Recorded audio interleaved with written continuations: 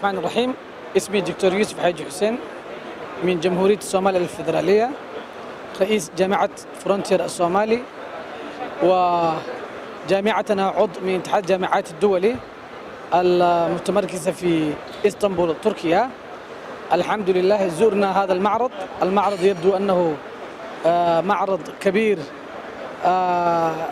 جاءوا ناس من مختلف العالم، ومن ضمنهم دول العربية الإفريقية ودول الإسلامية كمان، وعرض هناك برنامج متعددة. نحن زرنا هنا للمشاركة، يعني إن شاء الله سأرجو السنة القادمة بأن نشارك مثل هذا المعرض التي من ضمنها اتحاد الجامعات الدولي.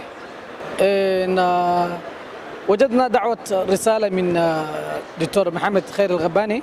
إن شاء الله غدا سنشارك هذا المؤتمر كمان، وهو مؤتمر مستفيد للغاية لنا وللدول العربية الإسلامية.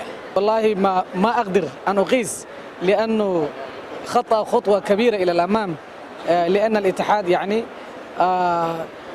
مدى أنه حديث السن، ولكن انتشر في الدول العالم. لأنه أنا الآن من قارة إفريقيا الصومال، وأشوف بعض الناس جاءوا من بوسنيا وهرسك، وبعضهم من اليمن، وبعضهم من دول الغربية. والله أظن أن الاتحاد خطوة ما شاء الله إلى الأمام، خطوة جميلة يعني.